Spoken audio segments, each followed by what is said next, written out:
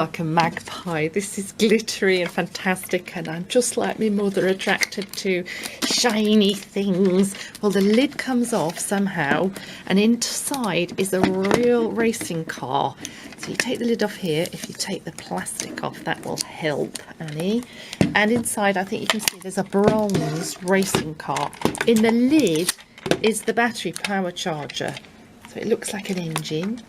That is the charger, and inside, look at this in the oh my god, it's a racing car.